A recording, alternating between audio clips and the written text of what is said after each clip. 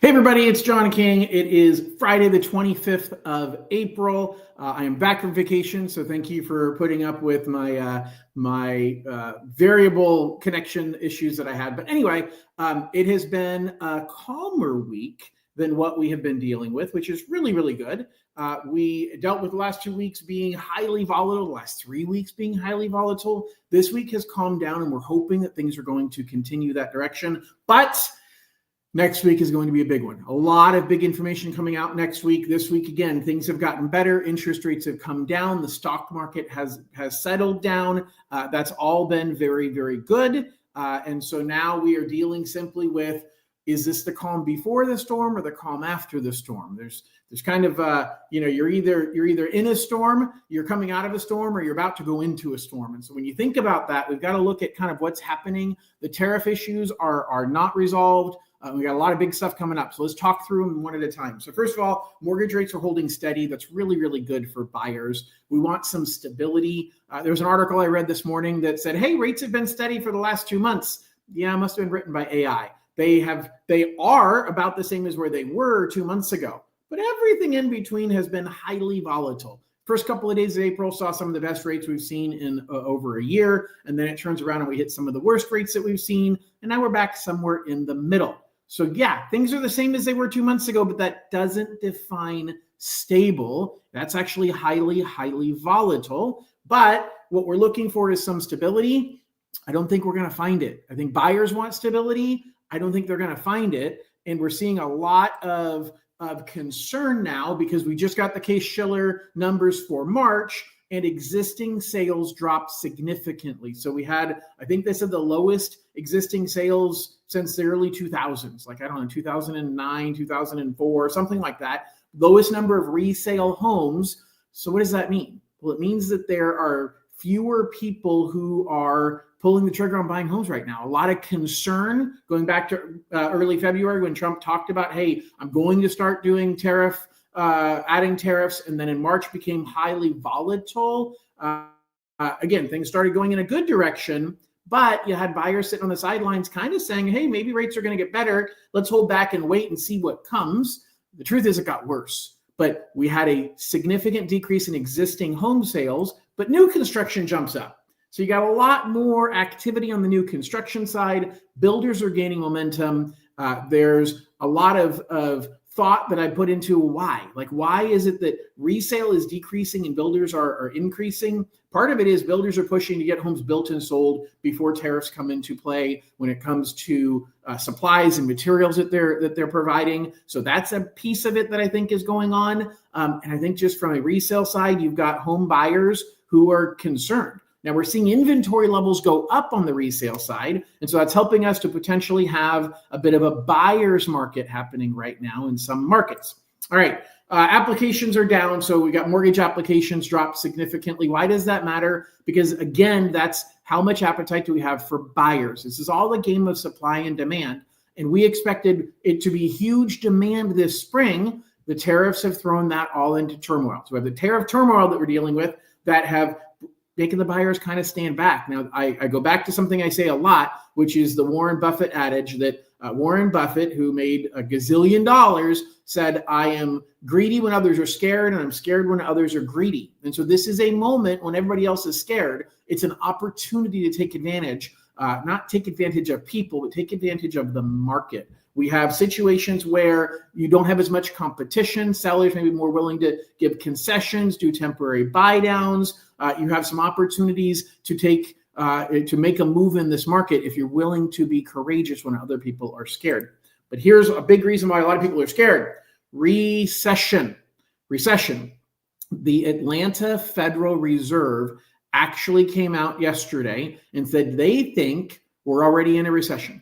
They think that we already are going to see first quarter, that's January through March, a decline in the GDP, or gross domestic product. What does that mean? Well, GDP is the amount of goods and services that is created and sold in the United States. So every car that is sold, every dollar that's paid to your housekeeper, that is money that, whether it be goods, a product, or services, That's money that the economy is creating through work that people are doing.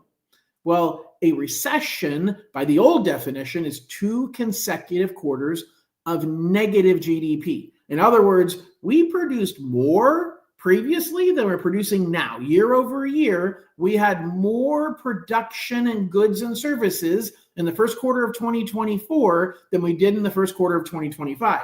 We're going to find that out next Wednesday. So on Wednesday the 30th, yes, Wednesday the 30th, we are going to find out whether GDP is positive or negative. The forecast that I saw officially says it's expected to be 0.4%. Now, the last read, fourth quarter of 2024, the GDP was up 2.4%. So we're way back. Everybody's expecting productivity has cut. You've got people for lots of reasons that are not buying as much. They're not producing as much. And so that's a bad sign for the economy because that often leads to more issues with the job market. Now, right now, the job market is strong, but that's looking back historically. And as GDP starts to fall, companies say, hey, I can't hire as many people. And it becomes a self-fulfilling prophecy because I can't hire as many people, so I'm going to lay people off. And there's already hiring freezes that I'm hearing about. There are some layoffs that I'm hearing about. So you've got companies that are laying people off, which then means those people can't spend as much as they spent, which creates the companies that were doing okay to need to now scale back because those recently laid off employees are no longer buying goods and services. And so this next set of companies lay off more people, and it creates a cycle. Okay, so that's the downward cycle as the economic cycles go up and down. There is an argument, and the Federal Reserve at the Atlanta Fed is stating they believe we're already there. Because remember, we're about to end the first quarter or the first month of the second quarter. So the first quarter was done a month ago, and now we're already into the second quarter, and we're seeing already more and more challenges, more and more pullback, more and more issues with uncertainty, okay? And that uncertainty is coming from tariffs. And I've talked about this for the last 5 weeks. Tariffs are argued to be a good thing long-term. We'll see if it is or not. I'm not here to give you my political opinion. All I'm telling you is it's argued to be long-term. But even the president himself, who says, hey, this is a good thing long-term, has said, but in the short term, there's going to be pain. It's like going to the gym. No pain, no gain. You're going to have pain short term, but the benefit is going to be there long term. We shall see. Only time will tell, but the tariffs are absolutely creating an issue, and we're seeing it everywhere, including in housing. But one thing we are seeing that's good news is inflation has been cooling. The problem is these inflation numbers are historical. They're based on what happened. The numbers we got in April is based on what happened in March. And we're waiting until May to get the April numbers, which is really the bigger concern. What are the tariffs going to mean to inflation? The Federal Reserve has 2 jobs and 2 jobs only. And the Federal Reserve is meeting in 2 weeks. Now, their 2 jobs are to keep inflation low and the number of people employed high. Everybody who wants a job can have one. So they are playing 2 sides of the same coin because in order to keep inflation low, sometimes if inflation is high, they need to raise interest rates. But when they raise interest rates, that causes companies to scale back and not employ as many people, which causes problems with employment. So then they say, well, we're going to lower interest rates because if employment is a problem, we want to get companies to want to invest, want to grow. How do we help companies want to grow? By making it cheaper for them to expand. So they lower interest rates and make money cheaper so that companies can expand, makes it cheaper for consumers to purchase things, which makes companies expand. And when companies expand, they hire people. So you lower interest rates in order to bring up employment. You raise interest rates to lower inflation. The Fed is fighting between these 2 issues. They have to balance those 2. And the Fed, although they do not control mortgage rates, they influence them significantly. And as a matter of fact, a lot of people will say that mortgage rates are trying to predict what the Fed is doing ahead of time. And I've talked about that a lot in the past. So don't misunderstand. First of all, we have a really, really big week next week because we have the GDP, gross domestic product, that I've been talking about for the last couple of minutes, the amount of productivity that the United States produces in goods and services is going to be announced next Wednesday. We've got a big inflation report on Wednesday as well. And then on Friday is Jobs Friday. The first Friday of every month, we get the number of jobs that were created in the prior month. So if Wednesday's GDP report says that the economy is slowing, especially if it shows a negative print, is what they call it, a negative number, you're going to see interest rates likely fall. Okay. Inflation, I don't think, is going to be that big of a market mover. I think GDP is going to be a bigger market mover on Wednesday. If we see GDP stronger than expected, you're going to see interest rates go up. And then Friday is the next wild card, because Friday we've got the jobs report. And we're expecting to see fewer jobs created than even we saw the prior month. We're expecting to see a lot of companies that pulled back because of the issues with tariffs, with the stock market, with the economy. And so we're expecting to see lower jobs created, which should be good news for interest rates and cause interest rates to come down even more.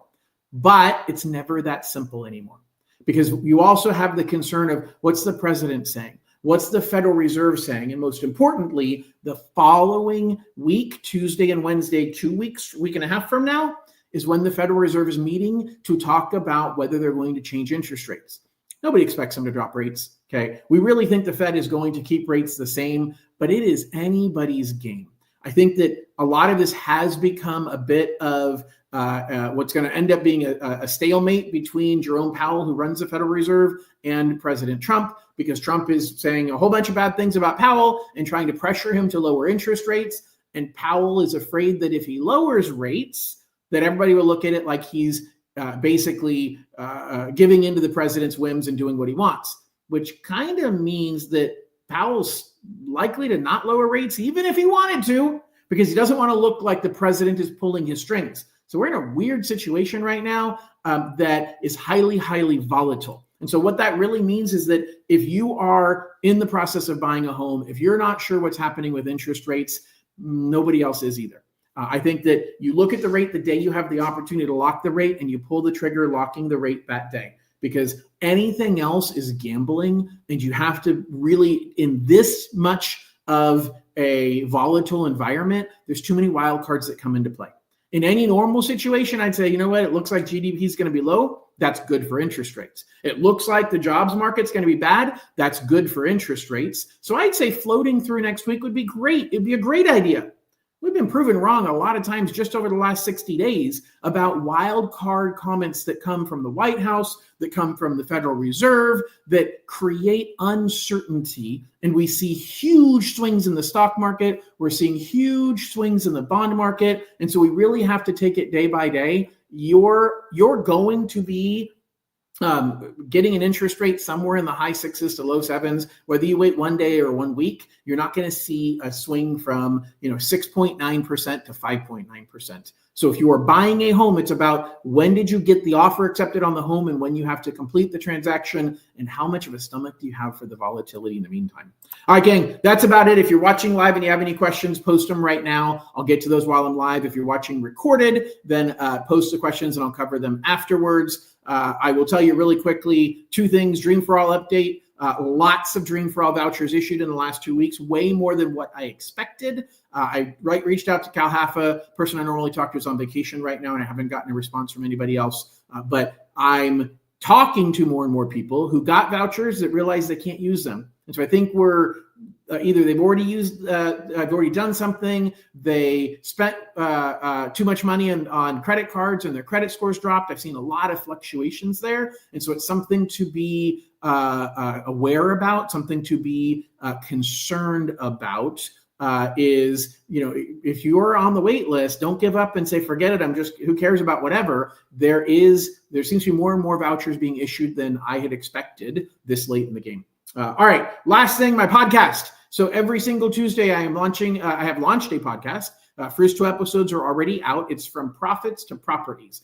Anybody can listen to it. I think it's got really, really good information for everybody, but it is specifically targeted to talk to people who are business owners, decision makers in a business, or salespeople. And we talk about tactics about growing your business, how to make your operation more profitable, And then we talk about tactics of growing a real estate portfolio. You don't need to be a business owner to talk about growing a real estate portfolio. I'm going to talk about ways in which business owners can look at, have unique challenges that non-business owners don't have. But I'm also going to talk about ways in which you can grow an investment property portfolio where you can buy multiple investment properties or just one. Maybe you want to buy multi-unit properties or small apartment buildings. I'm going to talk about all of that stuff through my podcast. Comes out every single Tuesday morning. So go to FromProfitsToProperties.com, click on whatever podcast platform is your favorite, and subscribe. I would really appreciate it. I think you get a lot out of it, and please share it with everybody that you know. As far as questions are concerned, it doesn't look like anybody has any questions right now. So just appreciate all of you. Let me know if you have any questions about anything at all, and I hope you have an absolutely wonderful weekend. We'll talk to y'all soon. Bye-bye.